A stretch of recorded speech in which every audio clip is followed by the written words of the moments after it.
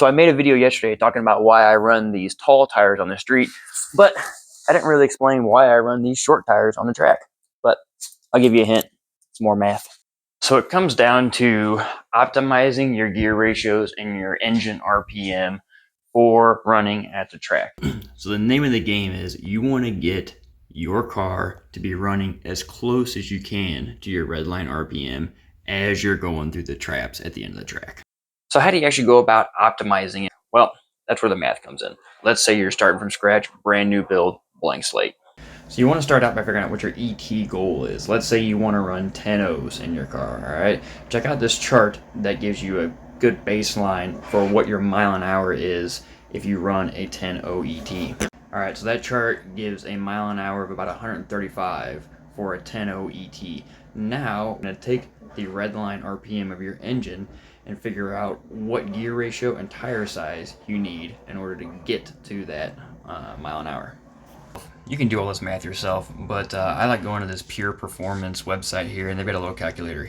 So I'm going to come in here and type in 135 miles an hour. My tire diameter of my car is 26.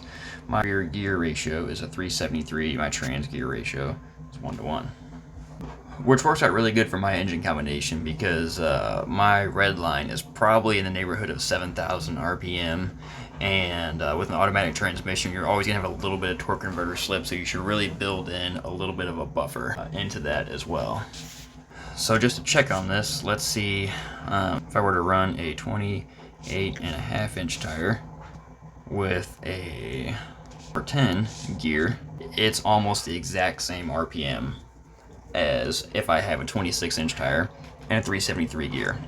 So doing those calculations tells us that running a 26-inch tire with a 373 gear is mathematically equivalent to running a 28.5-inch tire with a 410 gear.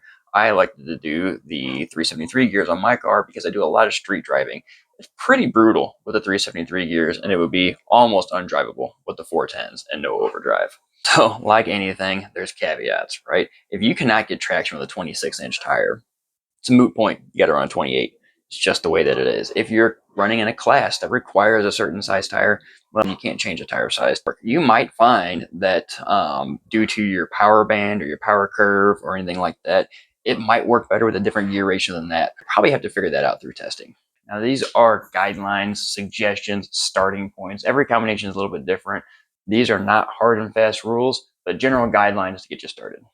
All right, let me know in the comments if you want to see more videos like this. I'm not an expert by any means, but I'm happy to share the things that I do know. And lastly, if you think I'm wrong, put that in the comments too.